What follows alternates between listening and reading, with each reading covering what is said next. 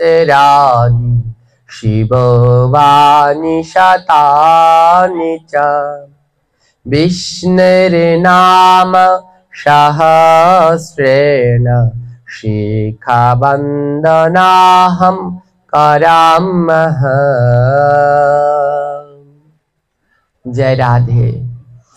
আমি যে এইমাত্র শ্লোকটি উচ্চারণ করলাম এটা হচ্ছে শিখা বন্ধন মন্ত্র। হ্যাঁ, আর শিখা মোচন মানে শিখা বাধা আর শিখা খোলা। তো শিখা মোচনের শ্লোকে কি উল্লেখ করা আছে?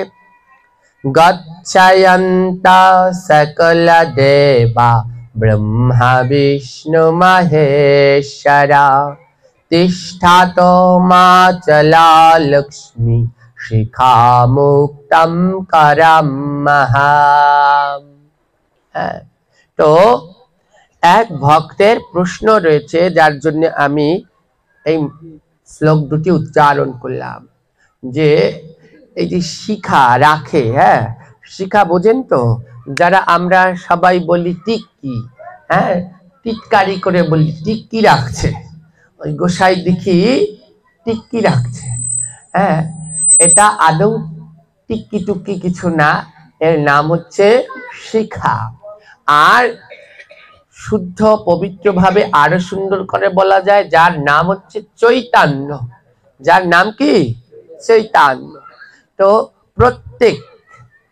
প্রত্যেক সনাতন ধর্মাবলম্বীদের এক সময় এই শিখা কেবলমাত্র ব্রাহ্মণরাই রাখত।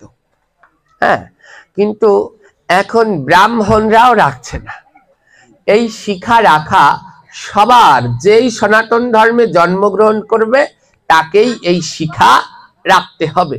হ্যাঁ, প্রত্যেকের রাখতে হবে। যেমন এই যে আমরা সবার কিন্তু আমাদের শিখা আছে। হ্যাঁ, এই যে আমার তো এখন সব চুল টুল গেছে, জটা হয়। এই যে দেখছেন যেটা বড়, এটা হচ্ছে আমার শিখা। সবার শিখা, এটা হচ্ছে আমার। যখন ওই দীক্ষা দিচ্ছে তখন এই শিখা গুরুদেবের কাছে মাথার মুন্ডন করে তারপরে এই শিখা রাখতে হয়। তো এই শিখা তো হয় আগুনের শিখা বলে না, আগুনের লেলিহান শিখা। তো এই শিখার বিশেষ মাহাত্ম্য রয়েছে। তো অনেকে ভাবে কি যারা এই শিখা আছে, যেমন এই যে আমাদের সাথে দুই ভাই রয়েছে, এদের শিখা আছে, অনেকেই দেখলে ভাবে যে এদের শিখা আছে মানে স্পট, ওই পিছনে যে শিখা রেখেছে তাহলেই মনে হয় সে ইসকন। ইসকন নয়, সমস্ত সম্প্রদায়ের যারা সনাতন ধর্মেই জন্মগ্রহণ করবে প্রত্যেকেরই শিখা রাখতে হবে। হ্যাঁ, প্রত্যেকেরই শিখা রাখতে হবে। হ্যাঁ, ওই যে লালন সাহির একটা গান আছে না, হ্যাঁ পৈতা চিনি বামন, হ্যাঁ বামন চিনি পৈতা দেখে বামনি চিনি কিভাবে, না এরকম একটা লাইন আছে যে বামন তো পৈতা দেখলে পরে চিনবো এ ব্রাহ্মণ, তাহলে বামনিকে চিনবো কি করে? এই শিখা কিন্তু অনেকে ভাবে যে শুধু ছেলেদের, না, শাস্ত্রে ছেলে মেয়ে উভয়েরই শিখা রাখার স্পষ্ট বর্ণনা করা আছে। হ্যাঁ, এই শিখা ছেলেদেরকেও রাখতে হবে আবার মেয়েদেরকেও রাখতে হবে, সবাইকে রাখতে হবে। এবং প্রতিদিন এই যে একটু আগে দুটি মন্ত্র পাঠ করলাম, একটা শিখা বন্ধন আর একটা শিখা মোচন, প্রতিদিনই এই শিখা মন্ত্র এই বন্ধন করতে হবে, বাঁধতে হবে। প্রতিদিন সকালবেলা ঘুম থেকে উঠেই স্নান করে তারপরে এই শিখাকে বাঁধতে হয়, শিখা মন্ত্র পাঠ করে। আবার খুলতে হয়, শিখা 3 জায়গায় খুলতে হয়। কোন কোন জায়গায়? ঘুমাতে গেলে এই শিখা বেঁধে ঘুমানো যায় না, ওই সময় শিখা, ছেলেরা শিখা খুলে তারপরে ঘুমাবে। আর কোনো বাথরুমে প্রস্রাব পায়খানায় গেলে তখনও শিখা বেঁধে যেতে নেই, ওখানেও শিখা খুলে তারপরে যেতে হবে। আর কোথায় কোনো মৃত বাড়িতে গেলে, কেউ মারা যাবে, যন্ত্রণায় ছটফট করছে, তখনও সেই তাকে ওই শিখাটা খুলে দিতে হয়। তো এই শিখার কথা কোন শাস্ত্রে কোন গ্রন্থে লেখা আছে? আমাদের 10 বিধ সংস্কার আছে। হ্যাঁ, 10 প্রকারের সংস্কার। এই দশবিধ সংস্কার আপনার আমার সবাইকে পালন করতে হবে। সনাতন ধর্মে জন্মগ্রহণ করে এই দশবিধ সংস্কার সবাইরই করতে হবে। কিন্তু দুঃখের বিষয়, এখন আমরা এই দশবিধ সংস্কার জানি না। মোট 16 প্রকারের সংস্কার আছে। হ্যাঁ, ওই জন্ম থেকে, মায়ের পেটে আসা থেকে মরা পর্যন্ত 16 প্রকার সংস্কার। এই 16 প্রকার সংস্কারের ভিতর দিয়ে আমরা ঘূর্ণায়মান, ঘুরতে থাকবো। আর 10টা সবাইকেই পালন করতে একান্ত ভাবে হবে। এই 10টা হচ্ছে সংসারী জীবের জন্য দশবিধ সংস্কার, সবার জন্য ঘূর্ণায়মান চক্রের মতো এক এক করে আসতে হবে। কিন্তু দুঃখের বিষয়, এইগুলো এখন আর তেমন কেউ আলোচনাও করে না। আর না শুনতে শুনতে, না বলতে বলতে আমাদের সনাতন ধর্মের এই দশবিধ সংস্কারকে আমরা ভুলে গেছি। এই দশবিধ সংস্কার যদি কারো ঠিক থাকে, তাহলে সেই সন্তান এলোমেলো হবে না, সেই সন্তান এদিক ওদিক যাবে না, তারা সুযোগ্য সন্তান হবে। আমাদের প্রাচীন মুনি ঋষিরা এত জ্ঞানী, এত মেধাবী কেন ছিল? সেই সময় এই দশবিধ সংস্কার মেনে তারপরে জীবন পালন করত। কিন্তু এখন যদি এই 100 জনকে জিজ্ঞেস করা হয়, একটু দশবিধ সংস্কার বলো তো, 100 জনের একজনেও পারবে কিনা সন্দেহ আছে। তো এই যে ভাইয়ের মনে প্রশ্ন রয়েছে, যে ভাইয়ের মনে যে দাদা এই শিখা রাখে কেন, এই টিকি কি? এই শিখা, এটা দশবিধ সংস্কারের ভিতরে একটা। এটা শুধু স্কন্দের নয়, এটা শুধু ব্রাহ্মণদের নয়, যেই সনাতন ধর্মে জন্মগ্রহণ করবে তাকেই এই চৈতন্য, এর নাম হচ্ছে চৈতন্য, এই চৈতন্য বা শিখা তাকে ধারণ করতে হবে। এটা কি? এটা চিনবার প্রতীক। আপনি যে সনাতন ধর্মের, আমি রাস্তা দিয়ে যাচ্ছি, আপনাকে কি করে চিনবো যে আপনি সনাতন ধর্মের? হ্যাঁ, কারো গলায় তিলক আছে, মালা আছে, তাকে চিনে নেব যে এ সনাতন ধর্মের। এবার মালা রয়েছে ভিতরে, জামার ভিতরে দেখতে পাচ্ছি না, তিলকটা হালকা জল তিলক করেছে তাও বুঝতে পারছি না, এবার কি করে চিনবো? আরেকটা হচ্ছে গিয়ে এই মাথায় শিখা, ওই শিখাটা দেখলে পরেই তারপরেই আমরা চিনে নিতে পারবো যে এ সনাতন ধর্মাবলম্বী। তাই এই শিখা প্রত্যেককে রাখতে হবে। যেমন ইসলাম ধর্মে দেখবেন ওদের দাড়ি, প্রত্যেকের দাড়ি রাখা সুন্নাত, তদ্রূপ আমাদের সনাতন ধর্মে হচ্ছে এই শিখা। আমাদের সনাতন ধর্মে যে অনেকেই ভাববেন যে শিখা ছেলেদের, না, নারীদেরও শিখা রাখার স্পষ্ট বিধান আছে। কোন কোন গ্রন্থে এটা উল্লেখ আছে? এই দশবিধ সংস্কারের কথা উল্লেখ আছে আমাদের সংহিতাগুলায়। কি কি সংহিতায় উল্লেখ আছে? মনু সংহিতা, যজ্ঞবল্ল সংহিতা, পরশ সংহিতা এবং পরাশর সংহিতা। বিভিন্ন স্মৃতিশাস্ত্রে, স্মৃতিশাস্ত্রে এই দশবিধ সংস্কারের কথা খুব সুন্দরভাবে উল্লেখ করা আছে। দুঃখের বিষয়, আমি যে সংহিতার নাম বলেছি এ তো অনেকে জীবনে আমরা চোখেও দেখি নাই। এটাই বাস্তব সত্য যে বাবা এই গ্রন্থ যে বলছে না তো দেখি নাই, তো পড়ি নাই, জানবো কি করে? তাই জানতে হবে কোথা দিয়ে? এই ভাগবত পাঠ, গীতা পাঠ এইখানে বেশি বেশি আসলে যদি এইখান থেকে আমরা কিছু শিখতে পারি, হ্যাঁ, এই সমাজকে পরিবর্তন করতে হলে এই ভাগবত পাঠ, এই গীতা পাঠ এর কোনো বিকল্প নেই।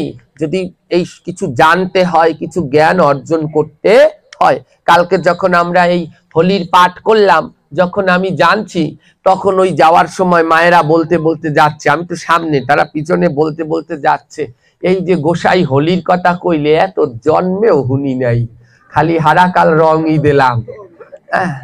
তো একদিকে ভালো লাগছে, আবার আরেকদিকে কষ্টও লাগছে যে মাতাজি বলছে যে এত জন্মেও হুনি নাই। তো সে দেখলাম তাকিয়ে, সে প্রায় তার ডেট ঘনিয়ে এসেছে, বুড়া হয়ে গেছে। তো তখন কষ্ট লাগছে যে এত বয়স্ক হয়ে গেছে এখনো জানে না এই হোলির কথা। আবার আনন্দ লাগছে যে থাক, আজকে তো এরা বুঝতে পেরেছে যে কোথা থেকে এই হোলির সৃষ্টি হয়েছে। তো শিখা, শুনুন, আমাদের এই দশবিধ সংস্কার, আজকে আমি 16টা সংস্কারের কথাই বলছি, কিন্তু বেশি না, সংক্ষিপ্ত ছোট ছোট করে আমি এই 16টা সংস্কারের কথাই বলছি। তো তার ভিতরে 10টা হচ্ছে প্রধান। তো এই 10টা প্রধান কি কি? এই শিখাটা কোথা থেকে আসলো? এই চৈতন্য কি? যেটাকে আমরা টিক্কি বলে টিটকানি দেই, ওই বাড়ির ওই পোলাগ্য এসকরে গেছে, টিক্কি রাখছে দেখ। কিন্তু বোঝে তো না আর এই টিক্কির যে কি গুরুত্ব, এই শিখার যে কি গুরুত্ব। যে বেদকে মানবে তাকে অবশ্যই এই চৈতন্য রাখতে হবে। চৈতন্য না রাখলে সে বৈদিক ধর্মের হতে পারবে না।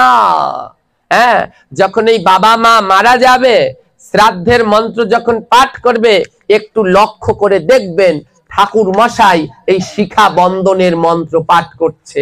ওই শ্রাদ্ধের সময় আগে শ্রাদ্ধে বসলে এই মন্ত্রটা বলে শিখা বাঁধতে হবে। কিন্তু দুঃখের বিষয়, ওই যে পাঠ করাচ্ছে সেও জানে না যে এটা কি বলাচ্ছি, আর যে বলছে সেও মন্ত্র বলে গেছে। ওইখানে যে ওই মন্ত্রটা বলার পরে ওই শিখাটাকে বাঁধে তারপরে বাবা মার শ্রাদ্ধ করতে হবে, সে আর আমাদের জানা হলো না। তা আমাদের দশবিধ সংস্কার, সংস্কার যদি আমরা শিক্ষা গ্রহণ করব, 10টা সংস্কার আমাদের পালন করতে হবে। তো এর প্রথমটার নাম হচ্ছে গর্ভদান। আমাদের সনাতন ধর্ম এমনি এমনি ধর্ম নয়, আমাদের সনাতন ধর্ম বিজ্ঞানসম্মত ধর্ম। এই ধর্মে কোনো কুসংস্কার নাই। এই ধর্ম কুসংস্কার মুক্ত। কিন্তু দুঃখের বিষয়, এখন পৃথিবীর যত ধর্ম আছে তার ভিতরে যে ধর্মে বেশি কুসংস্কার ঢুকে গেছে সেইটাই এখন আমাদের ধর্মে পরিণত হয়েছে। এখন ধর্ম মানে যত পারো ধোও, কেউ মরলো আর কেউ হলো, তো একেবারে ওই বাড়ির লেম থেকে আরম্ভ করে বদনা পর্যন্ত যা আছে সব খালি ধোবা, জানে না কোনো ডৌয়ার মাথাও, আর সব খালি ধুইতে থাকবে আর পোষতে থাকবে। এই ধুইতে আর পোষতে পোষতেই সব ক্ষয় হয়ে গেল। তো ধোয়া পোষা ক্ষয় হয়ে ওই বন্ধ করে এবার কিছু শিখতেও হবে। প্রথম যেটার নাম সেটা হচ্ছে এই দশবিধ সংস্কারের প্রথমটা হচ্ছে গর্ভদান। গর্ভদান মানে কি? ওই মায়ের গর্ভে সন্তান আসা। ওমা, এইগুলো হচ্ছে গুপ্ত কথা, যেইখানে সেইখানে বসে এই সব বলতে নাই। এইগুলো গুরু ধরে গুরুর কাছ থেকে শিক্ষা গ্রহণ করতে হয়। আজকাল সন্তানরা মা বাবার কথা শুনছে না। কেন শুনছে না? দোষ কি সন্তানের? না, দোষ মা বাবার। এই গর্ভদান, সন্তান যখন পিতা ওই মায়ের গর্ভে দান করবে, ওই সময় কিছু নিয়ম কানুন আছে, ওই মেলা মেশার সময় ক্ষণ আছে। যেই সময় খুশি সেই সময় যা খুশি তাই করে একটা বাচ্চা জন্ম হয়, আর বাবা মার কথা শোনে না। পুত্র সন্তান চাইলে পুত্র সন্তানই হবে, কন্যা সন্তান চাইলে কন্যা সন্তানই হবে। কিন্তু এই গর্ভদান সম্বন্ধে আগে বিস্তারিত জানতে হবে। স্পষ্ট এগুলো আমাদের এই সংহিতায় উল্লেখ করা আছে, কিভাবে মাতৃগর্ভে সন্তান নিতে হবে সের নিয়ম কানুন সব শাস্ত্রে বলে দেওয়া আছে। বললাম না এমন কিছু নাই যে আমাদের সনাতন ধর্মে নাই। অনেকে বলে যে আমাদের সনাতন ধর্মের এত গ্রন্থ কোনো কুল কিনারা পাই না। এইগুলা যারা বলে এরা মূর্খ ছাড়া আর কিছুই না। আরে গ্রন্থ না পড়লে জানবো কি করে? সব তো দিয়ে দিয়েছে গ্রন্থের ভিতরে, পড়তে হবে তো। তো প্রথমটা হচ্ছে গর্ভদান, এই গর্ভের এই প্রথম সংস্কার। তো এই বাবার মাধ্যমে আমরা মায়ের গর্ভে আসবো। এই গর্ভদানের নিয়ম কি কি সেইগুলোই গর্ভদানের ভিতরে বিস্তারিত আলোচনা করা আছে। কোন সময় মেলামেশা কিভাবে, কোন দিন কোন তিথি, সব কিছু গর্ভদানে লেখা আছে। দ্বিতীয়টা হচ্ছে পুংসবান। এই পুংসবান কি? যখন মায়ের গর্ভে সন্তান আসে তখন 3 মাস যখন হয়ে যায়, এই পুংসবান কিন্তু এখনো হয়, আমরা জানি না। যেমন মা যখন বুঝতে পারে যে সন্তান আসছে, 3 মাস হলে পরে ডাক্তারের কাছে ভালো মতো চেকআপের জন্য যায়, যে শিওর হয়ে যে ঠিক আছে কিনা। এই পুংসবান কি এই 3 মাস পরে বিশেষজ্ঞ চিকিৎসকের মাধ্যমে দেখতে হবে যে সন্তান ঠিক আছে কি না। এই সংস্কারের নাম হচ্ছে পুংসবান। এবং যখন দেখবে যে সন্তান ঠিক আছে, তখন কেউ যদি পুত্র কামনা করে তাহলে ওই পুত্রের জন্য 3 মাসের সময়ে যজ্ঞ করতে হয়। কেউ যদি কন্যা সন্তান কামনা করে ওই 3 মাসে, তখন ওই পুংসবান যজ্ঞ করতে হয়, যেন সন্তান ঠিক থাকে এবং সন্তান যেন সুস্থ থাকে। এটি হচ্ছে আমাদের দ্বিতীয় সংস্কার। 3 নম্বর সংস্কারের নাম হচ্ছে সীমান্তায়ন। এই সীমান্তায়ন অনেকেই বুঝতে পারছেন না এই সীমান্তায়ন কি। এই সীমান্তায়ন আমরা পালন করি, এই সীমান্তায়ন মানে হচ্ছে 7 ভক্ষণ। এই 7 ভক্ষণ এর শাস্ত্রীয় নাম হচ্ছে সীমান্তায়ন। তো 7 ভক্ষণ, 7 ভক্ষণ কয় মাসে করেন মায়েরা? জোরে বলেন। 7 মাসে। কিন্তু আমাদের শাস্ত্রে উল্লেখ করা আছে, কিন্তু সীমান্তায়ন করার জন্য উল্লেখ করা আছে ওই 7 মাসে, মানে 7 বোঝে তাই মনে হয় 7ই 7 করে রেখেছে, 7 দেয় তাই 7 মাসে দিয়ে দেয়। কিন্তু এই সীমান্তায়ন 7 দেওয়ার নিয়ম হচ্ছে 6 মাসে। সীমান্তায়ন দেওয়ার নিয়ম হচ্ছে 6 মাসে। যদি আমি এইগুলো বলি, বললে পরও করবে না, এই আমার ঠাকুমা কই রয়েছে, মেয়ের কোন গোসাই আইছে হে কইলেই এখন আবার 7 মাস দিয়ে পাল্টাইয়ে 6 মাসে করবো। এই হচ্ছে আমাদের দুঃখ। গ্রন্থ খুলে আমরা দেখি না। তো আমিও তো জানতাম না, আমিও তো দেখছি কি 7 তো হয় 7 মাসে। তো পরে মিলিয়ে দেখলাম মনে হয় ওই 7, তাইতে বানিয়েও রেখেছে মাসকেও আবার 7। কিন্তু এই 7 দেওয়ার সীমান্তায়নের নিয়ম হচ্ছে 6 মাস। 6 মাস কিংবা 8 মাসে আমাদের এই সংস্কারে উল্লেখ আছে যে তখন এই সীমান্তায়ন মাকে তখন এই 7 ভক্ষণ করাতে হবে। তো এই এটাকে বলা হয় সীমান্তায়ন, 3 নাম্বার সংস্কার। 4 নাম্বার সংস্কারের নাম হচ্ছে জাতকর্ম।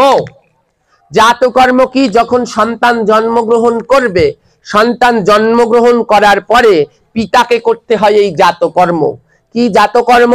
জাতকর্ম হচ্ছে জপ, শুনে নিন ভালো মতো, জপ, যষ্টি, মধু এবং ঘৃত, এইগুলো মন্ত্রের মাধ্যমে পিতা সন্তানের মুখে স্পর্শ করাবে। এই যে মুখে স্পর্শ করানোর নাম, এর নামই হচ্ছে জাতকর্ম। তো কি কি স্পর্শ করাতে হয়? সন্তান মুখে স্পর্শ করে মানে মুখের মধ্যে দিয়ে দেবেন না। তো কি কি স্পর্শ করাতে বলেছে? জপ, তারপরে যষ্টি, মধু, আর তারপরে হচ্ছে ঘৃত। এই 3টা যখন বাচ্চা জন্মায় তখন পিতাকে কি করতে হয়? এই 3টা জিনিস বাচ্চার মুখে স্পর্শ করতে হয় মন্ত্রের দ্বারা। যষ্টি, মধু, এটি হচ্ছে একটা আমাদের আয়ুর্বেদিক শাস্ত্রের খুব গুরুত্বপূর্ণ উপাদান, যা খেলে পরে, যেমন যারা আমরা গান টান গাই এরা বেশি খাই এই যষ্টি মধু, গলার জন্য খুব ভালো, উপকারী, সর্দি কাশ ঠাস এইসব কমে যায় এই যষ্টি মধু। এই 3 জিনিস, জপ, জপ হচ্ছে আয়ুর, আয়ুর বৃদ্ধির প্রতীক। আর হচ্ছে কি, জপ হচ্ছে দুর্বাচার বৃদ্ধি, জপ হচ্ছে কি যশ সুনামের প্রতীক, আর ঘৃত সুস্থতার প্রতীক। তাই সন্তান জন্মালে পরে বাবার এই 3 জিনিস সন্তানের মুখে স্পর্শ করাতে হয়। এই যে এই সংস্কারের নাম হচ্ছে জাতকর্ম। কিন্তু দুঃখের বিষয়, এইয়া করায় না, বলছে যষ্টি মধু দিতে, ঘি দিতে, জপ দিতে। তো সেই জায়গায় যষ্টিরে বাদ দিয়ে শুধু মধুটুকু রাখছে। ওই ছেলে মেয়ে জন্মালে পরে মুখে দেয় কি? মধু দিতে বলেছে, ওই যষ্টি মধু। যষ্টি মধু একটা গাছ, গাছের টুকরো, ওই 3টা জিনিস মিলিয়ে ছেলে বা মেয়ের মুখে ঠেকিয়ে রেখে দিতে হয়। কিন্তু ওই যষ্টি আর মনে নাই, আছে খালি মধু। এবারে ওই মধু দেয়। ওরে আমাদের সনাতন ধর্ম বিজ্ঞান সম্মত কোন সময় বাচ্চা কাচ্চা জন্মালে পরে মুখে মধু দিতে নাই, ওতে ও বাচ্চার ক্ষতি হয়। দেখেন ডাক্তাররা বারবার বলে, দেখেছেন ডাক্তাররা কিন্তু বলে দেয় এই সব দেবেন না, কারণ ওতে বাচ্চার আরো ক্ষতি হয়। মধু দিতে হয়, দিবেন, মধুর কথা বলে আছে। মধু দিতে হয় কানে, মুখে না। মধু দিতে হয় কানে। বাচ্চা জন্মালে পরে মধু দিতে হবে কোথায়? কানে। এবার কালকে হয়তো বা কেউ হলে পরে যে গোসাই বলেছে 1 বোতল মধু আন না, কানে ঢাললে দে। আরে ওই মধু না, ঠাকুর রামকৃষ্ণ বলেছিল যে মধু কোথায় দেবে? দোকানে দোকানে, দোকানে দোকানে,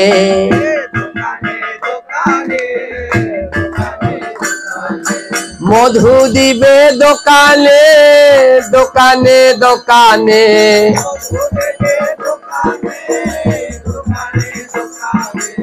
এই মধু পাওয়া যায় না বাজারের দোকানে।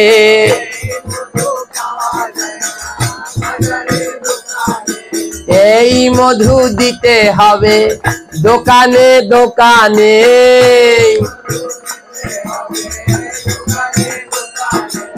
এই মধু পাওয়া যায় না বাজারের দোকানে।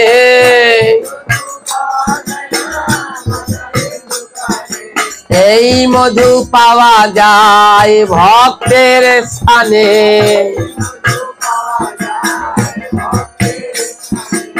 এই মধু দিতে হবে দোকানে দোকানে। শোনো সনাতনীরা, যদি সন্তান জন্মগ্রহণ করে মধু মুখে না, মধু দিতে হবে দোকানে। এই মধু পাওয়া যায় না আবার ওই দোকানে।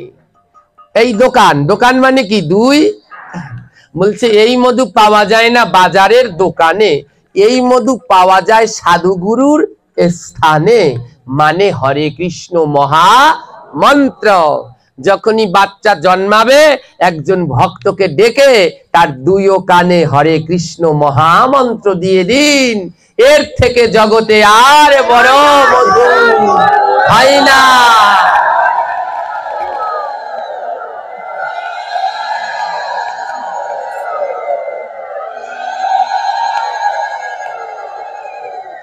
তাই এই জাতকর্মে দিতে হয় গিয়ে এই যষ্টি মধু, মানে ওর একটা টুকরা ঠেকাতে হয়, নিয়ম আছে। এই রকম ভাবে তো এই মধু দেয়া বন্ধ করে ওই হরি নাম দিয়েন। বাড়ির যখন বাচ্চারা জন্মাবে, যারা বয়স্ক আছে বাড়িতে, যারা ভগবত ভক্ত, তাদেরকে একটা ডেকে এনে ওই কানে হরে কৃষ্ণ মহামন্ত্র দিতে বলবেন। এবার এটা হচ্ছে 4 নাম্বার। 5 নাম্বারে হচ্ছে নামকরণ। এই দশবিধ সংস্কারের 5 নাম্বার সংস্কারের নাম হচ্ছে নামকরণ। তো নামকরণ দেখুন যার যেমন মনে চায় তেমন একটা করে থই। হ্যাঁ, ওই পাশে মামায় নাম রাখছে, ওই পাশে পিসি, ওই পাশে মাসি। আমি তো এই পাঠ করি বিভিন্ন জায়গায়। আপনারা জানেন নাই নাম রাখা নিয়েও যে কি যুদ্ধ চলে আমাদের ধর্মে। হ্যাঁ, এই ঠাম্মাই নালিশ দিতে আইছে, জানেন গোসাই আশা করি নাম রাখছি এইয়া ডাহে না বউ। হ্যাঁ, বউর বাপের বাড়িতে যেইটা রাখছে সেইটাই ডাকতে, কিন্তু কোনটা যে ডাকতে হবে সেটা বউও রাখতে পারবে না, ওই ও রাখতে পারবে না। নাম রাখার নিয়ম আছে। নাম রাখতে হয় কবে? সন্তান ভূমিষ্ঠ হওয়ার দশম, একাদশ, দ্বাদশ কিংবা ষষ্ঠী, 6 দিন। এই দিনের ভিতরে, হ্যাঁ, দশম ষষ্ঠীর দিন রাখতে পারে, মানে দশম 6 দিন যেদিন করেছে সেদিন রাখতে পারে, 10 দিন যেদিন করেছে সেদিন রাখতে পারে, দ্বাদশ দিন যেদিনকে 12 দিন হয়েছে সেদিনকে রাখতে পারে, অথবা 100 দিন পরে, জন্মানোর 100 দিন পরেও রাখতে পারে। এর ভিতরে নাম রাখতে হয়। তো নাম রাখবে কিভাবে?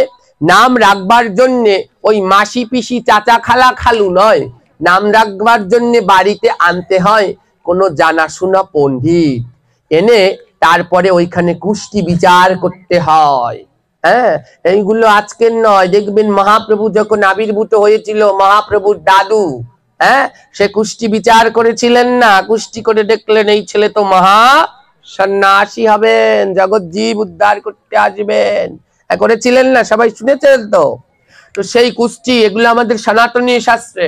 তো এই কুষ্টি বিচার করে তারপরে হচ্ছে গিয়ে ওই কুষ্ঠিতে যে আদ্য অক্ষর, নামের অক্ষর আছে, নাম রাখলেই হবে না, যেই রাশির যে অক্ষর, সেই অক্ষরের দিয়ে তারপরে প্রথম অক্ষর দিয়ে তারপরে নাম রাখতে হবে।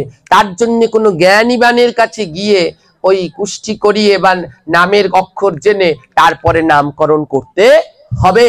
তাহলে সেই সন্তানের নাম, যশ, প্রতিপত্তি খুব সুন্দর হবে। নইলে পরে আর হচ্ছে না, আর আমাদের দোষেই আমরা ধ্বংস হয়ে যাচ্ছি। আর যদি তাও না পারো তাহলে কি করা যায়?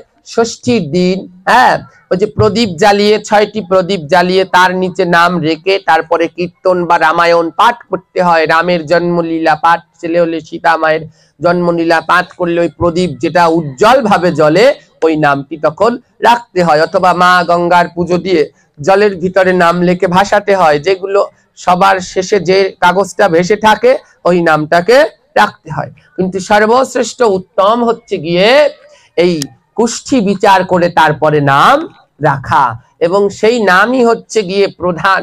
হ্যাঁ, তো আজকাল নামের আর কোনো অভাব নাই, নাম রেখেছে পা পাই, কি রেখেছে? হ্যাঁ, ওই পা পায় পা পায় পা পায় সারাদিন আইতে থাকবে। হ্যাঁ, তো এই সমস্ত নাম এইগুলা সব বন্ধ করুন। কতেক কতেক নাম আছে সে তো দাঁত মুখ থতমা সবই ভাঙ্গে যায় বলতে গেলে।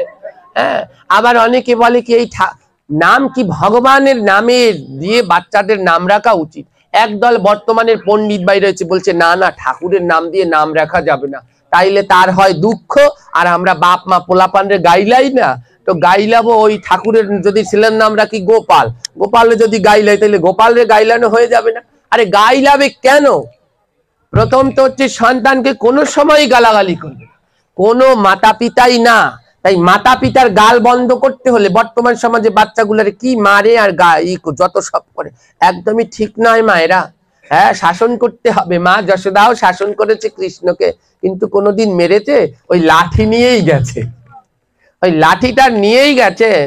কৃষ্ণ কি দুষ্টুমি করেছে, তার থেকে কি আপনার ছেলে মেয়েরা বেশি দুষ্টুমি করে? যত বাড়ির হাড়ি ভাঙ্গা কাপড় চুরি যা আছে সব কৃষ্ণ করতেন, তার জন্য কি তাকে মা যশোদা মারতেন? হ্যাঁ, গালি দিতেন? কোনো সময়ই নয়। তো এইরকম ভাবে তো সব সন্তানদের নামই ভগবানের নাম দিয়ে রাখা উচিত। যদি প্রতিদিন একবার ওই আপনার সন্তানকে ডাকেন, যতবার ডাকবেন ততবারই ভগবানকে ডাকা হবে। দেখবেন এই ভাগবতে একটা উপাখ্যান আছে, অজামিল উপাখ্যান। এই অজামিল ছিল মহাপাপী, তার ছেলের নাম ছিল নারায়ণ। অন্তিমকালে মরার সময় নারায়ণকে ডাকতে ডাকতে সে গোলক বৈকুণ্ঠে চলে গেছে। তাই এই পাপাই কাপাই বাপাই এই সমস্ত নাম রাখা বন্ধ করুন। সন্তানদের নাম ভগবান কিংবা মহাজনদের নাম অনুসারে রাখার চেষ্টা করুন, যেন মৃত্যু সময়ে তো ওই সন্তানদের কথাই বেশি মনে পড়বে, যেন ওই সময় তাদের নাম ধরে ডাকলে ভগবানকে ডাকা হয়ে যায়। হ্যাঁ, এটা হচ্ছে নামকরণ। নামকরণের পরে 6 নাম্বার সংস্কার হচ্ছে অন্নপ্রাশন। এই অন্নপ্রাশন কত মাসে করতে হয় বলুন? আমরা অন্নপ্রাশন কয় মাসে করি? এখন আর বলবে না বললে আবার কোনটাই ঠেকমু, সাদেরটা বললে একটা ঝামেলায় ঠেকছি, এখন আবার অন্নপ্রাশনেরটা কই আর এক ঝামেলায় ঠেকবে। ও মায়েরা ঠেকবেন না, বলেন কয় মাসে অন্নপ্রাশন হয়? 6 মাসে। ছেলেদের 6 মাসে আর মেয়েদের, এইটা ঠিক, এইটা কিন্তু ভুল। এইটা যারা বলেন নাই ডরে ঠেলাই তারা ভুল করছেন। হ্যাঁ, এইটা ঠিক আছে, ছেলেদের হচ্ছে 6 মাসে আর মেয়েদের হচ্ছে এই 5 মাস বা 6 মাসে অন্নপ্রাশন। অন্নপ্রাশনে কি করতে হবে? ভগবানকে ভোগ দিয়ে তারপরে সেই ভোগের প্রসাদ সন্তানের মুখে দিতে হবে। বর্তমান সমাজে কতগুলা বাই রয়েছে, তারা আবার ভগবানের প্রসাদ দেয় না, কি করে? এক গাদা জীব হত্যা করে তারপরে সেইগুলো দেয়। আবার অনেকে ডিজিটাল ঘরে বৈশা পোলারে ওই প্রসাদ দিয়ে আসে, বাইরে আবার সবাইরে নিমন্ত্রণ করে মাছ খাওয়ায়। ওইগুলো যারা খাবেন, যারা খাওয়াবেন, সবাই মিলেই নরকে যাবেন। অন্নপ্রাশনে গোবিন্দের প্রসাদের ব্যবস্থা করতে হবে, ওটা হচ্ছে মুখে প্রসাদ। তাই অবশ্যই ওইটা কিন্তু ওই সন্তানের জীবনের প্রথম শুভ কাজের একটা প্রথম প্রসাদ দেবে। হ্যাঁ, তাই এই অন্নপ্রাশন, এই অন্নপ্রাশন করতে হয় কয় মাসে? ছেলেদের 6 মাস, মেয়েদের 5 মাস। দেখুন আমাদের সনাতন ধর্ম, আমি বারবার বলি বিজ্ঞানসম্মত। ওমা, এই 5 মাস কিংবা 6 মাসের আগে বাচ্চাদের অন্ন খাওয়াতে আছে? জোরে বলুন। আর ডাক্তাররা কি বলে? একই কথা বলে না ভিন্ন কথা বলে? ডাক্তাররাও বলে 6 মাসের আগে কোনো অন্য খাবার খাওয়াবেন না, মায়ের বুকের দুধ খাওয়াবেন। দেখেছেন আমাদের সনাতন ধর্ম সেই কত লক্ষ লক্ষ কোটি কোটি বছর আগেই কত বিজ্ঞান জানা ধর্ম। হ্যাঁ, তারাও সেই মহর্ষিগণ এই সংহিতায় উল্লেখ করে দিয়ে গেছে যে 6 মাস পরেই কিন্তু অন্ন দেবে। ওই যেদিনকে 6 মাস হয়ে যাবে সেই দিনকে অন্ন দেবে, 5 মাস হয়ে যাবে সেই দিনকে ভালো দিন দেখে, অন্নপ্রাশনের দিন লেখা আছে, ওই দিন দেখে তারপরে মুখে প্রসাদ দিবে। এবারে এই মুখে প্রসাদ দেয় কে? কে দেয়? আমাদের এই সব এলাকায় কে দেয় মুখে প্রসাদ? যারা বলেন মামা। হ্যাঁ, মুখে প্রসাদ দিতে হলে লাগবে মামাকে। ওমা যে বোনের ভাই নাই তারা কি করবে, তারা কি করে একটা হাত মামা বানায়। হাত মামা বোঝেন, মানে মামা নাই আর একজন জগাই মাদাই কানাই বলাই যারে পাইছে একটা ধরিয়া আইনে বলে তুমি আমার ভাই, কেন কিসের লইগে, আমার পোলার মুখে একটু প্রসাদ দিয়ে দাও। তো প্রসাদ দিয়ে দেওয়া হইলো, ভাইয়ের আর খোঁজ খবর নাই। তো এইরকম ভাইয়ের কোনো দরকারও নাই। তো শোনেন, এই মুখে প্রসাদ দেওয়ার সবার অধিকার থাকলেও একমাত্র মামার অধিকার নাই। হ্যাঁ, সবার অধিকার থাকলেও একমাত্র মামার কোনো মুখে প্রসাদ দেওয়ার অধিকার নেই। দুঃখের বিষয়, আমি তো কোনো দরের কিছু না, আমারও দেছে ওই আমার মামাই, ভয় নাই, পালাবো কোথায়। হ্যাঁ, কারণ ওই ছোটবেলা থেকে যা যা দেখে আসছি, এবার গ্রহণ তো করে দেখি এ আর যা যা করছে এর আটানি সব উল্টা। মুখে প্রসাদ দেওয়ার নিয়মকে, মুখে প্রসাদ দেওয়ার অধিকার হচ্ছে বাবার। মুখে প্রসাদ দিতে পারবে নিজের পিতা। শোনেন, মামা অন্ন, প্রসাদকে অন্ন দিচ্ছে, ছেলের মেয়ের জন্য অন্ন মামা রোজগার করে আনে না, কষ্ট করে কে রোজগার করে আনে? বাবা। তাই মুখে প্রসাদ দেওয়ার অধিকার আমাদের শাস্ত্রে হচ্ছে পিতার। পিতার পিতা যদি বেঁচে থাকে, মানে বাপের বাপ, তাকে কি বলে? দাদু বলে, দাদা বলে না? হ্যাঁ, পিতার পিতাকে কি বলে? আর মায়ের পিতাকে দাদু। তাহলে পিতার পিতা যদি দাদা বেঁচে থাকে, তাহলে প্রসাদ দেবে হচ্ছে ওই পিতার পিতা, মানে দাদা। হ্যাঁ, তো অন্ন রোজগার করে আনে পিতা, তাই প্রসাদ দেওয়ার প্রথম অধিকার হচ্ছে পিতা। আর পিতার পিতা যদি বেঁচে থাকে তবে সে দেবে আগে, তারপরে দেবে ঠাকুমা, তারপরে দেবে বাবা, তারপরে দেবে মা, বাবার পরে দেবে। দুঃখের বিষয়, আমাদের যখন অন্নপ্রাশন হয় মাকে রাখে দূরে সরিয়ে, এই মা এই সব দেখতে পারবে না। আরে জগতে মায়ের আশীর্বাদ যেইখানে না থাকবে তার জীবন কোনোদিনই সুখের হবে না। হ্যাঁ, মুখে প্রসাদ দেওয়ার একমাত্র অধিকার নেই মামার, কিন্তু দুঃখের বিষয় সেই মামাকেই কি করে আনলো, কোন জায়গা দিয়ে এর প্রচলন রাধারানী জানে। কেন মামার নেই? আমরা দেখি চারি যুগে এই মামাদের জন্য হয়েছে ভাগ্নাদের বড় যন্ত্রণা। হ্যাঁ, ভাগ্নাদের বড় হয়েছে যন্ত্রণা। ভগবান শ্রীকৃষ্ণের একখানা মামা ছিল, নাম কি তার? সারাদিন চিন্তা করত কি করে করবে কৃষ্ণকে ধ্বংস। আর একখানা মামা আছে, সেই মামার আছে 100টা ভাগ্না। নাম জানেন মামার? ওরে বাবারে, আপনারা ভালো জানেন। সেই মামার নাম কি? এই কুরুক্ষেত্রের যুদ্ধ কার জন্য বেজেছে? এই 100টা ভাগ্না কার জন্য মরেছে? শকুনির জন্য। এক মামা একেবারে। ওমা, এই মহাপ্রভু, এই মহাপ্রভুর তো আলোচ্য বিষয়। এই মহাপ্রভু একজনকে মামা ডাকতেন। জানেন কাকে মামা ডাকতো মহাপ্রভু? কে বলতে পারেন? চাঁদকাজিকে মহাপ্রভু মামা ডাকতো। চাঁদকাজিকে দেখবেন চৈতন্য চরিতামৃত পড়ে, সেইখানেও সেই মামায় মহাপ্রভুকে খালি জ্বালাইতো। এবারে ভগবান শ্রীকৃষ্ণ, তারও একটা ভাগ্না ছিল, ছিল না? সুভদ্রার গর্ভে হয়েছিল কে? অভিমন্যু। সেই অভিমন্যু যখন ওই চক্রব্যূহে ঢুকলো, মামা পারলে বাঁচাইতে পারতো না, হয়নি কোনো কাজ। তাই ওই সন্তানদের মুখে প্রসাদ দেওয়ার প্রথম অধিকার পিতা। কিন্তু দুঃখের বিষয়, যেইখানেই যাবেন দেখবেন সবই করেন ভুল। আর যারা এই মাকে সরান, মাকে কোনো সময় সরাবেন না। মা কোনো সময় অমঙ্গল নয়। বিয়ের সময় অনেক সময় কি হয়, অনেক যখন ভাইয়েরা বোনেরা বিয়ে করতে যায়, মা বিধবা, বলে কি ওই বিধবার মুখ দেখে যাবে, তাহলে আবার একটা অমঙ্গল। আরে মা সদবা হোক বিধবা হোক, মা মাই।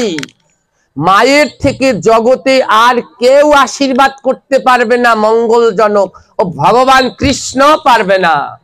মায়ের আশীর্বাদ হচ্ছে জগতের সর্বশ্রেষ্ঠ প্রধান আশীর্বাদ। তাই আমরা যেন এই কুসংস্কার বন্ধ করে মায়ের আশীর্বাদ থেকে বঞ্চিত না হই। তো এই 6 নাম্বার সংস্কারের নাম অন্নপ্রাশন। এবার 7 নাম্বার সংস্কারের নাম হচ্ছে চূড়াকরণ। এইখানটায় মন দিয়ে শুনবেন, যারা এই শিখার কথা বলেছেন, ওই বাড়িটায় গেল কই? হ্যাঁ, তো এই চূড়াকরণ 7 নাম্বার সংস্কারণের নাম হচ্ছে চূড়াকরণ, এইগুলা আপনার আমার সবাই করতে হবে। এই চূড়াকরণ করতে, চূড়াকরণ মানে কি, এই যে মাথায় যে চৈতন্য রাখে চূড়ায়, তাকে চূড়া বলে। এই চূড়াকরণ কোন সময় করে? যখন সন্তানের বয়স তৃতীয় বা পঞ্চম, যখন সন্তানের বয়স তৃতীয় বা পঞ্চম, সেই তৃতীয় বা পঞ্চম বর্ষে মস্তক মুন্ডন করতে হয়। হ্যাঁ, মস্তক মুন্ডন করে তখন এই চৈতন্য রাখতে হয়। এই চৈতন্য কি? এই চৈতন্য হচ্ছে বেদের প্রতীক। যে বেদকে মানে তার মাথায় অবশ্যই চৈতন্য থাকবে, এবং আমাদেরকে কিন্তু উদ্ধার করবে ভগবান এই চৈতন্য দিয়ে।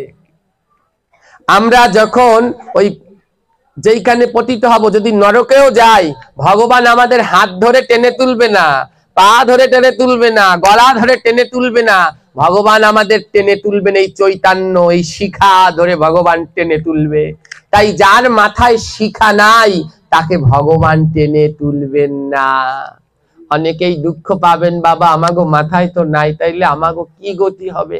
কিন্তু শাস্ত্রে যা বলা আছে আমি তাই বলছি, সবার এই চৈতন্য রাখা একান্ত কর্তব্য।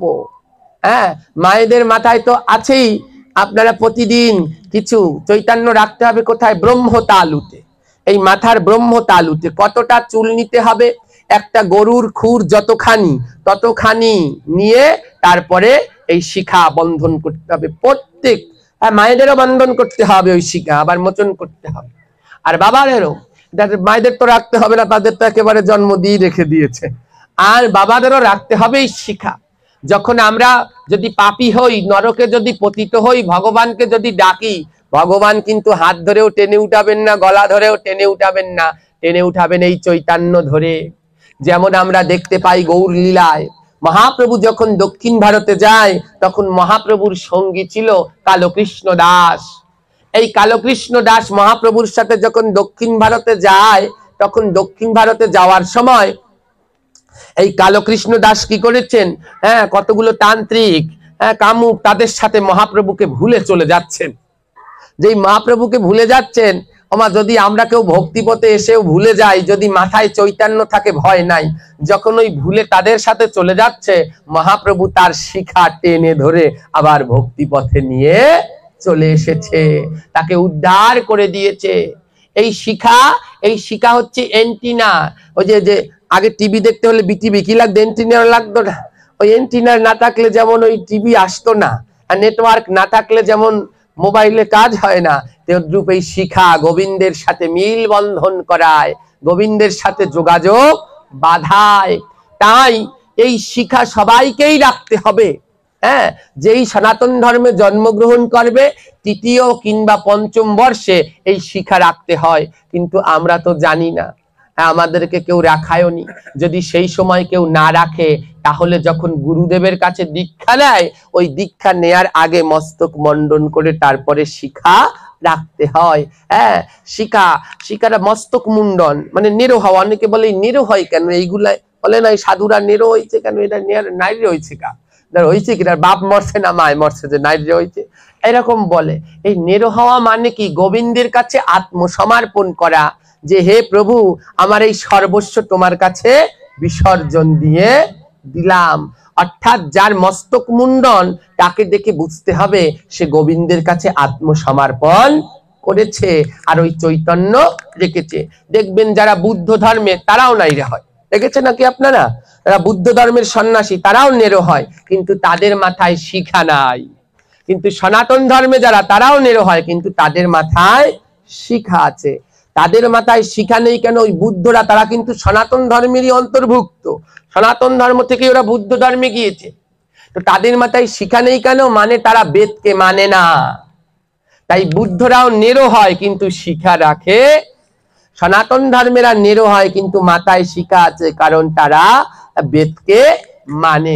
তাই এই শিখা রাখা সবার কর্তব্য। এবার বলছে শিখা রাখলে কি নেরো হতে হবে? না, যদি একবার শিখা রাখেন তারপরে যে আর বারবার নেরো হতে হবে এমন কোনো কথা নেই, সবাই রাখতে পারেন। এবার দ্বিতীয় প্রশ্ন, বাবা শিখা রাখলে কি ওই নিরামিষ খাওয়া লাগবে সব সময়? সেটা নিরামিষ সাত্বিক আহার অবশ্যই আমাদের শাস্ত্রের ভিতরে উল্লেখ রয়েছে, কিন্তু শিখা রাখার অধিকার সবার আছে। কি আমিষ বুঝি কি নিরামিষ বুঝি, সবাইরই শিখা রাখবার অধিকার আছে। তুলসীর মালা সবাই পরার অধিকার আছে। একদলে বলে এই তুই আমিষ খাও, এখনো মিথ্যা কথা খাও, তুলসীর মালা পরছো, হ্যাঁ এই তুলসীর মালা পরে মিথ্যা কথা খাও। আরে মিথ্যা কথা বলা মহাপাপ, তুলসীর মালা পরে বললেও পাপ, আর মালা ছাড়া বললেও পাপ। তদ্রূপ ওই শিখা সবার রাখাই কর্তব্য। হ্যাঁ, যারা যারা আমরা এই ধর্মীয় লাইনে ঢুকে পড়েছি, একটু সাধু সঙ্গ করি, ভগবানের সেবা দেই, গান কীর্তন করি, হ্যাঁ এই এদের কিন্তু বিশেষ রাখতে হবে। এটা লজ্জার কোনো বিষয় নয়, এটা দেখে আমরা চিনতে পারবো যে এ একজন সনাতনী। তো এটা হচ্ছে, এই শিখা হচ্ছে আমাদের দশবিধ সংস্কারের 7 নাম্বার সংস্কার। 8 নাম্বারের নাম হচ্ছে উপনয়ন। উপনয়ন মানে পৈতা। সবাই ভাবে শুধু ব্রাহ্মণদেরই পৈতা আছে, সবার জন্য পৈতা আছে, সবার জন্য উপনয়ন আছে, সবাই পৈতা নিতে পারবে, কিন্তু আমরা জানি না আর এইগুলো করিও না। এই পৈতা পায় দীক্ষা কালে, কে বলে উপনয়ন। দ্বিজ, পৈতা পাওয়ার পরে মানে দ্বিজ। দ্বিজ মানে কি? দ্বিতীয়বার জন্ম। উপনয়ন মানে কি? উপনয়ন শব্দের অর্থ হচ্ছে নিকটে আনায়ন, মানে ভগবানের নিকটে আনা, একে বলে উপনয়ন। এই সব বর্ণেরই উপনয়ন নেয়ার অধিকার রয়েছে। তারপরে 9 নাম্বারের নাম হচ্ছে সমবর্তন। সমবর্তন, এই আগে শিক্ষা নেওয়ার জন্য উপনয়ন নিয়ে সব বাচ্চারা গুরুকুলে গিয়ে শিক্ষা গ্রহণ করত। শিক্ষা গ্রহণ করত কত বছর? 24 বছর পর্যন্ত। এই 24 বছর পর্যন্ত ব্রহ্মচার্য ব্রত পালন। এই 24 বছর পরে যখন শিক্ষা নিয়ে গুরুকুল থেকে যাবে, এই যাওয়ার অনুষ্ঠানের নাম হচ্ছে সমবর্তন। কিন্তু এখন আর সনাতন ধর্মে হয় না, কিন্তু আমাদের দেশে হয়। দেখবেন ওই যখন আমাদের পড়াশোনা গ্রাজুয়েট কমপ্লিট হয়ে যায়, তখন ওই শিক্ষার্থীদের সমবর্তন অনুষ্ঠান করা হয়। এইটা কিন্তু এই 2-1 দিনের নয়, এটা আমাদের সনাতন ধর্মের রীতি। পড়াশুনো শেষ হয়ে গেলে পরে ওই যিনি শিক্ষক, তিনি সমবর্তন করে সম্মাননা প্রদান করতেন। সেই সম্মাননা নিয়ে শিক্ষার্থীরা তাদের গৃহে ফিরে যেতেন। আজ আর গুরুকুল নাই, কিন্তু সমবর্তনকে মুছে ফেলতে পারে নাই। হ্যাঁ, সমবর্তন এখনো হয়। আর 10 নাম্বার সংস্কারের নাম হচ্ছে বিবাহ। এই 24 বছর পরে বিবাহ, হ্যাঁ এই ব্রহ্মচর্য পালন করে তারপরে করতে হবে বিবাহ। ওমা, এই যে আমাদের ডাক্তাররা, বিভিন্ন সমাজ সেবকরা বিবাহের জন্য কত বছর অপেক্ষা করতে বলে? ছেলেদের কত বছর? 21, আর মেয়েদেরকে 18। তো দেখুন, আমাদের সনাতন ধর্ম সেই আগে থেকেই শুদ্ধ ধর্ম। এই বাল্য বিবাহ মধ্যখানে যে প্রচলন হয়েছিল, এইগুলো কুসংস্কারে তখন ডুবেছিল। এই বিবাহ করার নির্ধারিত বয়স করে দিয়েছে 24। হ্যাঁ, এমনিতে তো বলছে 21, সনাতন ধর্মে করে দিয়েছে 24। 24 বছর যাবে, তারপরে বিবাহে প্রবেশ করবে। এই 10টি সংস্কার, একে বলে দশবিধ সংস্কার। এছাড়া আরো 6টি সংস্কার রয়েছে। তার ভিতরে রয়েছে হ্যাঁ নিয়ন্ত্রণ, কর্ণভেদ, তারপরে রয়েছে বেদ আরম্ভ, মানে বিদ্যা আরম্ভ। বিদ্যা যেই সেই দিনে আরম্ভ করতে নেই। হ্যাঁ, বিদ্যা আরম্ভের দিন আছে, দেখবেন পঞ্জিকায় লেখা আছে, ওই দিন দেখে বিদ্যা আরম্ভ করতে হয়। অনেকে আমরা সরস্বতী পুজোর দিনকে, হ্যাঁ ওই যে পুজো দেয়, ওই সাথে হাতে খড়ি দিয়ে দেই। হ্যাঁ, সরস্বতী পুজোর দিন ওইদিকে, ওই সরস্বতী পুজোর দিন যে ছেলেটা লিখছে ওকে লেখাচ্ছে, আর 14 গোষ্ঠী মিলে আমরা লেখাপড়া বন্ধ। সরস্বতী পুজোর দিন তো লিখতে পড়তে নাই। যদি সরস্বতী পুজোর দিন লিখতে পড়তেই নাই, তাহলে যার হাতে খড়ি দিলা তারে লেখাইলা কেন? কে বলবে এই দুঃখের কথা? যদি লেখাপড়া বন্ধ হবে, তাহলে সরস্বতী পুজোর দিন হাতে খড়িও হবে। পুজোর হাতে খড়ি দেওয়ার দিন তারিখ রয়েছে পঞ্জিকায় লেখা আছে, দেখবেন বিদ্যা আরম্ভ। আর সব থেকে শুদ্ধ উত্তম বয়স দেয়া আছে আমাদের শাস্ত্রে ছেলেদের জন্য, হ্যাঁ 5 বছর 4 বছর, হ্যাঁ 4 বছর 4 মাস 4 দিন। আর মেয়েদের জন্য 4 বছর 4 মাস 3 দিন। যেই দিনে পড়বে সেই দিনেই হাতে খড়ি দিয়ে পড়াশুনো শুরু করবে, কোনোটাই নয়। আমাদের বিদ্যালয়ে যাওয়ার, স্কুলের সময় কত বছর? অদিদা বলো, তুমি তো শিক্ষক। 5 বছর। তাহলে দেখো কি সুন্দর আমাদের ধর্ম। বিদ্যা আরম্ভ, স্কুলে ভর্তি হবে 5 বছরে। তাহলে স্কুলে ভর্তি হওয়ার আগে একটু ট্রেনিং নেওয়া লাগে না? নাহলে স্কুলে যে পড়বে কি? তার জন্য ছেলেদেরকে করে দিল 4 বছর 4 মাস 4 দিন। হ্যাঁ 5 বছরে না, ওই বাকি কয়দিন বিদ্যা আরম্ভ করে বাড়ি বৈশাখ ট্রেনিং নেবে, 5 বছর বয়সে গিয়ে স্কুলে ভর্তি হবে। কেমন সুন্দর আমাদের সনাতন ধর্মের প্রত্যেক পদে পদে বিজ্ঞান। হ্যাঁ, বেদ আরম্ভ। 4 নম্বরে হচ্ছে এই যে আরো যে 6টা সংস্কার, 4 নম্বরে বানপ্রস্থ। এই সারা জীবন বিয়ে কইরা সংসার করা যাবে না, এই সংসার করতে পারবেন 50 বছর, তারপরে গ্রহণ করতে হবে বানপ্রস্থ। এই বানপ্রস্থ গ্রহণ করে তারপরে স্বামী স্ত্রী নাতি দেখলে পরেই 50 বছর নাতি দেখে তারপরে বানপ্রস্থ গ্রহণ করে রওনা দিতে হবে ধর্মীয় পথে। তখন আর ওই কিছু করা যাবে না। ওই বানপ্রস্থ বনে গিয়ে গোবিন্দের ভজন, মন্দিরে গিয়ে গোবিন্দের ভজন, এইভাবে বানপ্রস্থ করে কাটাতে হবে। আর বানপ্রস্থের পরে 5 নাম্বার সংস্কারের নাম হচ্ছে সন্ন্যাস।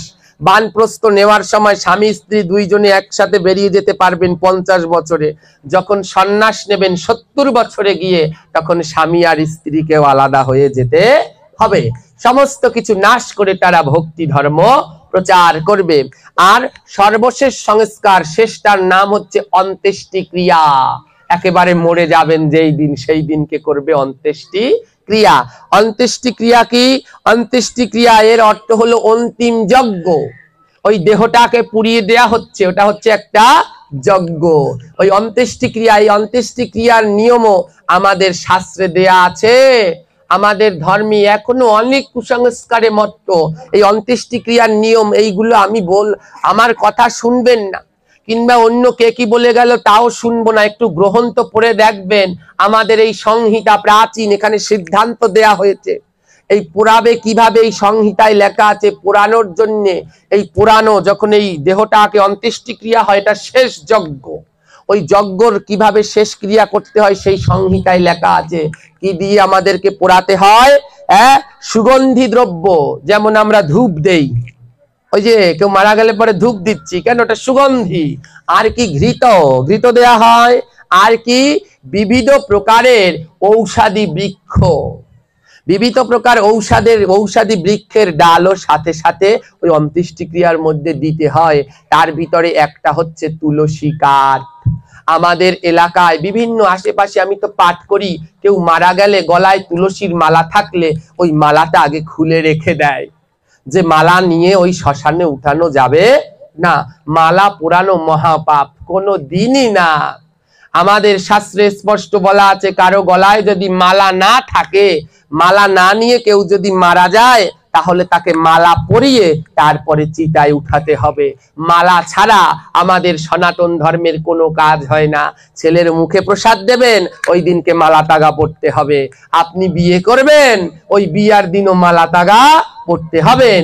বাপে মায়ের শ্রাদ্ধ করবেন, ওই দিনকেও মালা না থাকলে মালা পড়তে হবে।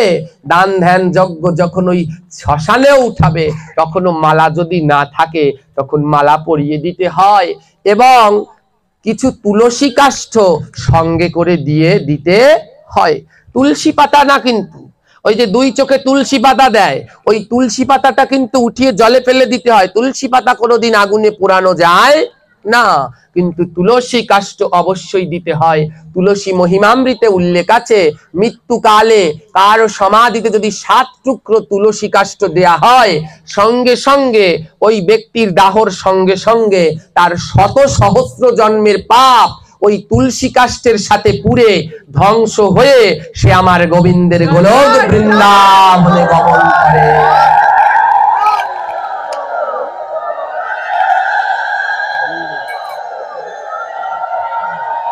তাই দশবিধ সংস্কারের একটি হচ্ছে শেষ, ষোড়শ সংস্কারের শেষটি অন্ত্যেষ্টি ক্রিয়া। ওমা সেইখানে বলেছে তুলসী কাষ্ঠ দিতে, কিন্তু দুঃখের বিষয় সেইখানে যে গলায় থাকে তারটাও খুলে নিয়ে বেলতলায় দেয়, কেউ জলে দেয়।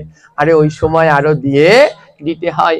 এই 16টি সংস্কার আমাদের সনাতন ধর্মের সংহিতায় স্পষ্ট ভাবে উল্লেখ আছে। এইগুলা আমারও কথা না, আমার বাপ দাদা 14 গোষ্ঠীরও কথা না, এইগুলো প্রাচীন ঋষিরা সনাতন ধর্মের কল্যাণেরার্থে লিপিবদ্ধ করে গেছেন।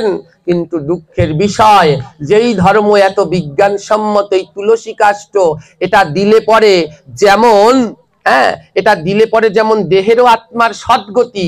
আবার এই তুলসী গাছটা একটি ঔষধি বৃক্ষ। আমরা যখন মারা যাই, বিভিন্ন রোগে আক্রান্ত হয়ে মারা যাই, রোগের বিভিন্ন জীবাণু থাকে, এই পোড়ায় কেন? ওই জীবাণুগুলো যেন সব ধ্বংস হয়ে যায়, আর কোনো জীবাণু যেন না থাকে। হ্যাঁ, তাই আমাদের সনাতন ধর্মের প্রত্যেক পদে পদে বিজ্ঞান, কোনো এখানে কুসংস্কারের নাই স্থান। কিন্তু দুঃখের বিষয়, এখন এত কুসংস্কার ঢুকে গেছে, কুসংস্কারের জ্বালায় আমরা বেরোতেই পারছি না। তাই আসুন আমাদের ধর্মকে জানুন, শুধু জানলেই হবে না, জেনে আবার মানুন। হ্যাঁ, এই যে আজকে পাঠ শুনে সবাই যে যখন যাবেন, এই যাওয়ার সময় আর কিছু নিয়ে বলা বলি করে আর না করে, এই স্বাদের নিয়ে তো মায়েরা শুরু করবে পেঁচাল। আর কালকে সকালে তো যেই বাড়ি পানের ডালা আছে, সেই বাড়িতে তো খালি স্বাদের গপ্পই হবে। কি করলা এতদিন 7 মাসে স্বাদ, এই আজকে নিলাম 6 মাসে, এই নতুন নতুন, অনেকে আবার বলবে নতুন নতুন গ্রেন তো বাইর করছে, নতুন নতুন গেরহেন তো, গ্রহণ তো বলবে না, গেরহেন তো। আমরা মনে হয় গেরহেন তো পড়ি নাই, কই আমরা তো ইয়া পাই নাই। আরে পাবে কি করে? তোমরা কি সংহিতার কাছে জীবনে গেছো? এই সংহিতা না দেখলে পরে তো আমরা এই সংস্কার সম্বন্ধে জানতে পারবো না। আজ সংহিতায় পড়েছে ধুলা, কেউ খুলেও দেখে না। তাই আপনারা যারা আছেন, এই কুসংস্কার থেকে মুক্ত হয়ে আবার আমাদের ধর্মকে জাগান, আমরা যেন আবার দিব্য আলোকে জলজল করতে পারি। আজ এই বললাম, এই কলসকাঠির কত ঐতিহ্য দেখুন, কত এক সময় এই কলসকাঠি দিয়ে মানুষকে চিনতো, আজ সব সেই ঐতিহ্যগুলো হারিয়ে যাচ্ছে। কোথায় কত দেখলাম ওই বিল্ডিং গুলো তৈরি করেছে, প্রসাদ গুলো কত কোটি কোটি টাকা দিয়ে তৈরি করেছে। যারা তৈরি করেছিল মনে মনে ভেবেছে আমাদের বংশধরেরা এখানে বাস করবে, আজ সেই বাড়িগুলো পড়ে আছে, বংশে বাতি দেওয়ার জন্য একজনও পাপ তার বাপকে কোনোদিন ক্ষমা করে। আমি শুনেছি এই কলসকাঠির, আমি জানি না, শুনেছি খুব অত্যাচারী ছিল এইখানে, নাকি খুব মহিষ বলি হতো প্রত্যেক বাড়ি বাড়ি।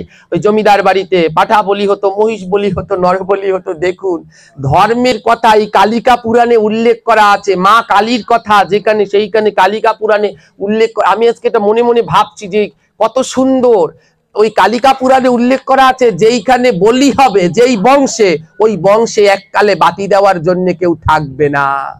আজ মিলিয়ে দেখলাম ঠিকই তো, এই বংশে এককালে কত নাম করে বলি দিয়েছে, আজ বাড়িগুলো পড়ে আছে, কিন্তু বাতি দেওয়ার জন্য কেউ নাই। তাই আমরা যেন এই কুসংস্কার থেকে মুক্ত হয়ে আমরা প্রাণ ভরে নিতাই গৌরের নাম নিয়ে সামনের দিকে আগাতে পারি, শুদ্ধ সনাতন ধর্ম গড়ে তুলতে পারি।